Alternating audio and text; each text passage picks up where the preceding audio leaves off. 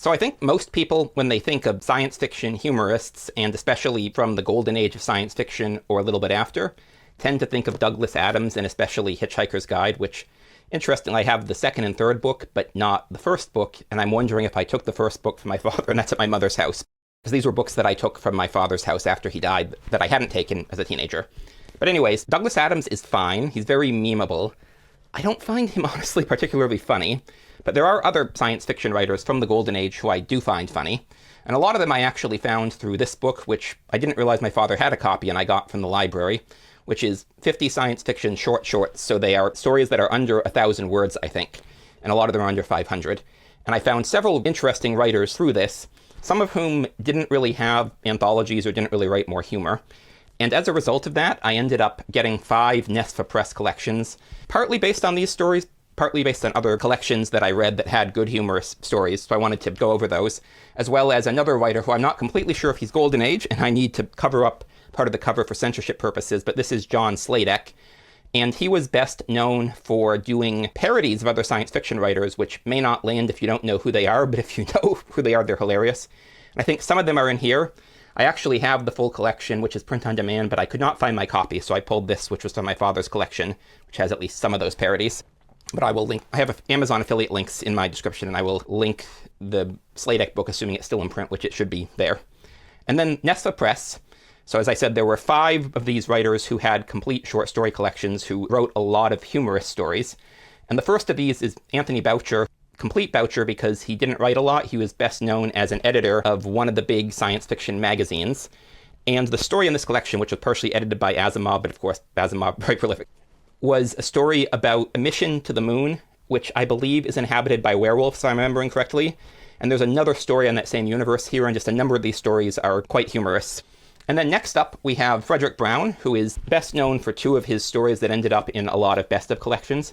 And one of them is so short that I should be able to actually read it. And it's a couple of paragraphs, but it's still under 1 page. And so this is one of his best known stories. So I'm going to read the whole thing. Dwar-Ev ceremoniously soldered the final connection with gold. The eyes in a dozen television cameras watched him, and the subaether bore throughout the universe a dozen pictures of what he was doing. He straightened and nodded to Dwar-Rain, then moved to a position beside the switch that would complete the contact when he threw it.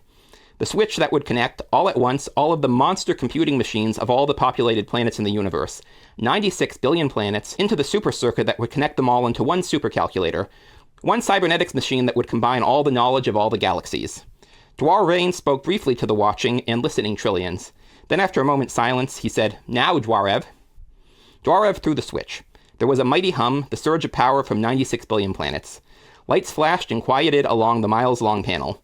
Dwar-Ev stepped back and drew a deep breath. "The honor of asking the first question is yours, Dwar-Rain." "Thank you," said Dwar-Rain. "It shall be a question of which no single cybernetics machine has ever been able to answer." He turned to face the machine. "Is there a god?" The mighty voice answered without hesitation, without the clicking of a single relay. "Yes. Now there is a god." Sudden fear flashed on the face of Dwar-Ev. He leaped to grab the switch. A bolt of lightning from the cloudless sky struck him down and fused the switch shut. So this is more of a horror story than a humorous story, although I think there is kind of humor in it. Especially now, it gets to a lot of concerns people have over AI, which I think are overblown. But that is his best known piece, and it's, as you can see, it's short. And I also have his collection of novels, but I haven't read any of them. When I was younger, I was sure I would at some point. Now I don't know if I will, but I have read all of the stories in here at least once, and several of them twice. And a lot of his stuff is not humorous, but there's a lot that are humorous too, especially stories dealing with like printing presses, which back when you actually had physical printing presses. And so maybe not my absolute favorite science fiction humorist, but still an interesting writer with a lot of good stories in here. And I might reference some of these stories in the future. One of my favorites from here, which I got someone to read and they weren't terribly impressed, was the short story The New One from 1942, so the height of World War II. And I don't want to spoil it, and the person who read it was like, I kind of saw this coming, but I didn't, so I liked it. And then next we have Eric Frank Russell, who, one of the stories in here is the only science fiction story I've read that like had me nonstop laughing out loud for minutes with the punchline, and it's one of his best known stories. So this is the collection of his short stories, and his best known short story, which I'm not going to read, is the very first one in here, Alamagusa. And then his next best known short story is the second one in here, And Then There Were None, which is less humorous, and it can be seen as sort of a work of libertarian or anarchist literature. but I like that one too, although it's not humorous. But he has a number of short stories. He's also known for a novel he wrote, Wasp, about espionage, which I have read. And it was reasonably humorous. Wasn't laugh out loud funny for me, but it might have been if I'd had experience with some of that stuff. And then the last two are my absolute favorites on this list. And so first we have William Tenn. This and then his second book together have all of his science fiction. And best known story is Project Hush on 441 of this. And that's in a number of anthologies. And then my personal favorite is the story On Venus Have We Got a Rabbi, which is the final story in here, and it comes from a collection of Jewish science fiction. And I find it not as humorous as some of his stories, but it's, humorous enough. And Tenn mostly wrote humorous science fiction, and he is probably my second favorite Golden Age humorous science fiction writer. And then my absolute favorite, who unfortunately it is hard to get all of his works. A lot of his stuff is in public domain on Project Gutenberg, but not most of his best stuff. And so this tries to get what they think is his best short stories, and I've got a lot of his other collections from my father and myself, but I still don't think I have everything he wrote. And so that is Robert Sheckley. And Sheckley is interesting because remember Douglas Adams? So Douglas Adams was reportedly asked what was the difference between him and Sheckley, and Adams reportedly responded that Sheckley was the better writer, although Adams was more memeable. And honestly, I have his novels too, and I've read the one that is most often compared to Hitchhiker's Guide, and honestly, even though I like Sheckley better as a short story writer, humorist overall, I think that Adams' Hitchhiker's Guide is the better novel of those two, at least now.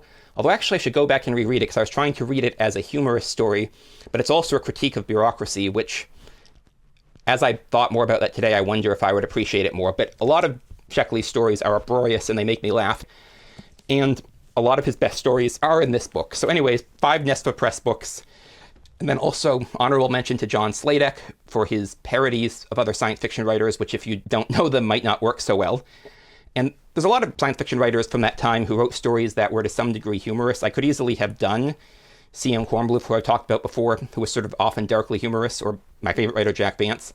But I focused on the writers who I think were best known as humorists, or at least their best known stories were often humorous, and that was the focus.